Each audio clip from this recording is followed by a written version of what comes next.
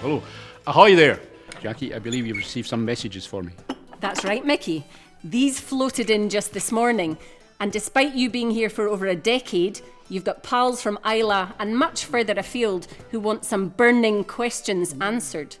So John Socka, a great friend of ours from Minnesota, asks Mickey, I know you have a boat and I know you like to hike. Do you prefer the high seas or the high hills of the Paps of Jura? And when can I come along?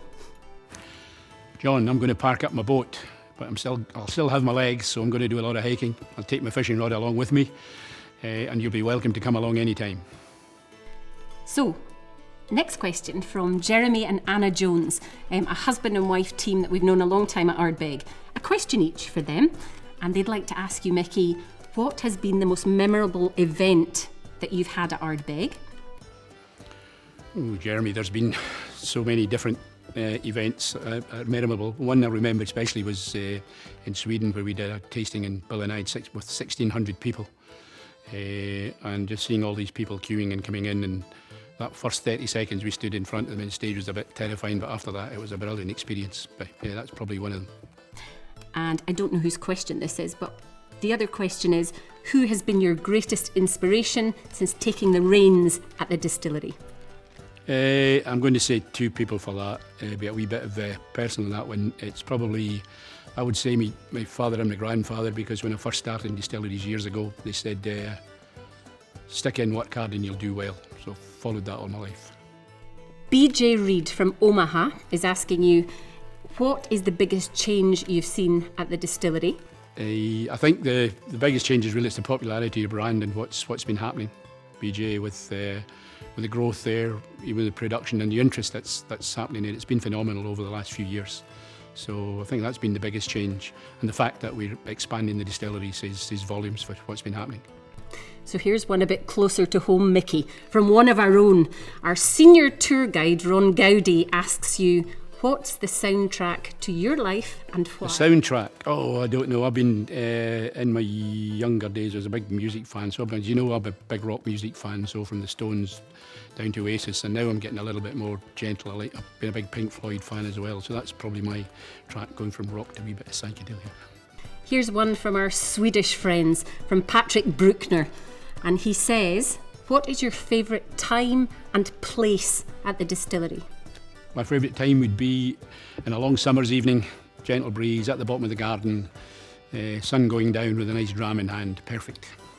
A good friend of yours, Mickey, Bernd Sjoden. You've done lots of tastings for him, but he said he met Jim McEwen, we all know him, in 2002, and Jim said you always make a footprint on the industry. He asks you, what will be your legacy and footprint, Mickey? Ooh, that's a good one. Yeah, I think I've tried to work hard and been passionate about the brand. So I think, the effort, we've put into that from me and also the team, and what we've done over the last sort of 13 years. So it's not just for me; it's for the team here as well. We've put a lot of work in, and it's been a great experience to do. So yeah, big team event, and not just for myself, but for everybody. Islay resident Dougie McTaggart has 3 pressing matters to ask you. Tongue-in-cheek or not, I'm not sure. But he's asking, apart from ARDBEG, what's your favourite dram?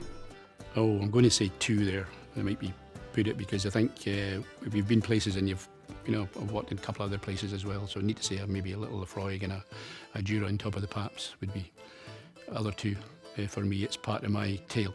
So I think they're pretty important as well for me. His second question is, why do you always cut your grass in a clockwise direction?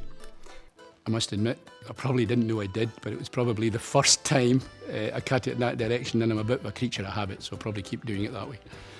I'll need to think about it the next time I do it, yeah. So Dougie's last question is, if the 3 little pigs could ask your advice on house building, apart from straw, sticks and bricks, what material would you recommend? Oh, well, I think why don't we try some peat? Is that a good answer to that question? We've been using it in different ways for hundreds of years, but we've built this distillery around it, so yeah, let's try that.